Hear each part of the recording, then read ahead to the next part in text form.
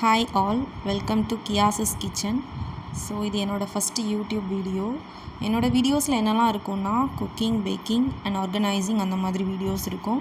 So ஒரு சில விஷயங்கள் எனக்கு தெரிஞ்சதை நான் என்னோடய வீடியோஸில் கண்டிப்பாக ஷேர் பண்ணுவேன். ஸோ இன்றைக்கி என்னோடய ஆஃப்டர்நூன் லன்ச் என்ன பண்ணியிருக்கேன் அப்படின்னு சொன்னால், ஆல்ரெடி என்னோடய ஹஸ்பண்ட்க்கு நான் பேக் பண்ணி அனுப்பிட்டேன். ஸோ இப்போ என்னோடய லன்ச் என்ன எடுத்திருக்கேன் அப்படின்னா, சாதம், ரசம், பாகற்காய் பொரியல், அதுக்கப்புறம் உள்ளி பஜ்ஜி அந்த மாதிரி ட்ரை பண்ணேன். பிகாஸ் எனக்கு பாகற்காய் அந்தளவு பிடிக்காது சின்ன பிள்ளையில். ஸோ இப்போ கொஞ்சம் ஓரளவுக்கு பாகற்காய் கூட்டு எடுத்துக்க ஆரம்பிச்சிட்டேன்.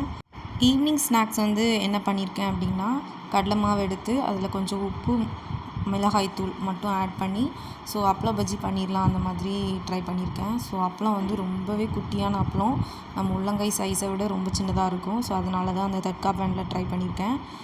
ஸோ இது என்னோடய ஹஸ்பண்ட்க்கும் எனக்கும் நான் சேர்த்து ட்ரை பண்ணியிருக்கேன் ஈவினிங். ஸோ அவங்க வந்ததும் நாங்கள் 2 பேரும் டீ அண்ட் ஸ்நாக்ஸ் சாப்பிடுவோம்.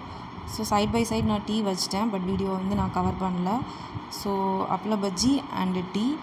ஆல்சோ வீட்டில் கொஞ்சம் மிக்சர் இருந்துச்சு, ஸோ அதையும் எடுத்து வச்சுருக்கேன். ஸோ இதுதான் நாங்கள் 2 பேரும் இப்போ சாப்பிட போகிறோம். நெக்ஸ்ட்டு டின்னர் நான் சிக்கன் கிரேவி வைக்கலாம் அப்படின்னு யோசிச்சுருந்தேன். ஆல்ரெடி நம்மகிட்ட ரசம் இருக்குது. ஸோ சிக்கன் மட்டும் வாங்கிட்டு வர சொல்லியிருந்தேன். ஸோ இப்போ எனக்கு தெரிஞ்ச மாதிரி சிக்கன் பண்ணியிருக்கேன். எனக்கு அந்தளவுக்கு குக்கிங்லாம் தெரியாது. ஸோ எனக்கு தெரிஞ்ச மாதிரி ஏதோ அட்ஜஸ்ட் பண்ணி பண்ணுவேன்.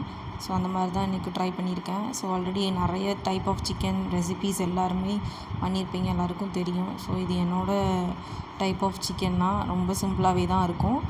ஸோ எனக்கு தெரிஞ்ச மாதிரி பண்ணியிருக்கேன். வீடியோ கண்டினியூவாக பாருங்கள். சிக்கன்லாம் வாஷ் பண்ணி எல்லாம் போட்டுட்டு சிம்பிளான மசாலாஸ் தான் வீட்டில் இருக்கிற மாதிரி இஞ்சி பூண்டு பேஸ்ட்டு கொஞ்சம் போட்டிருந்தேன். அதுக்கப்புறம் மஞ்சள் தூள், மிளகாய் தூள், அதுக்கப்புறம் பெருஞ்சீரகத்தூள் கொஞ்சம் போட்டிருந்தேன். அதுக்கப்புறம் சிக்கன் மசாலா நம்ம நார்மலாக யூஸ் பண்ணுற அந்த மசாலாஸ் அவ்வளோதான். ஸோ இதை மட்டும் சிம்பிளாகவே போட்டுட்டு நல்லா மிக்ஸ் பண்ணிவிட்டு, ஸோ எல்லாமே அந்த ஆயிலே நம்ம ஃபஸ்ட்டு எல்லாம் வதக்கிக்கணும். ஃபஸ்ட்டே நம்ம தண்ணி மட்டும் ஆட் பண்ணக்கூடாது. எவ்வளோ தூரத்துக்கு ஆயிலில் வதக்குறோமோ வதக்கிட்டு, அதுக்கப்புறம் கொஞ்சம் மூடி வச்சு க்ளோஸ் பண்ணி எடுத்துகிட்டு, தென் நம்ம என்ன பண்ணுவோம்னா, கொஞ்சமாக நம்மளுக்கு இப்போ கிரேவி கன்சிஸ்டன்சியை விட இது கொஞ்சம் கம்மியான சுக்கா ஸ்டைல் மிக்சிங் தான். ஸோ அப்படிங்கும்போது நம்ம தண்ணி ரொம்ப கம்மியாக ஆட் பண்ணாலே போதும். ஸோ இந்த இஞ்சி பூண்டு பேஸ்ட்டில் உள்ள தண்ணி மட்டும் நான் ஆட் பண்ணியிருக்கேன். ஸோ எல்லாம் முடிஞ்சிடுச்சு. இப்போ கிரேவி நம்மளுக்கு சிக்கன் ரெடி ஆகிடுச்சு. ஸோ எனக்கு தெரிஞ்ச மாதிரி சிம்பிளாக நான் வச்சுருக்கேன். டின்னர் சாப்பிட ஆரம்பித்தாச்சு. என்னெல்லாம்னா அகெயின் சாதம், தென் மத்தியானம் வச்சுருந்த நம்ம ரசம் இருக்குது. ஸோ அதுவே ரசம் போட்டுக்கிட்டாச்சு. தென் நம்ம இப்போ ப்ரிப்பேர் பண்ண சிக்கன் கிரேவி வச்சுக்கிட்டோம். ஓகே, நாங்கள் சாப்பிட போகிறோம். தேங்க்ஸ் ஃபார் வாட்சிங்.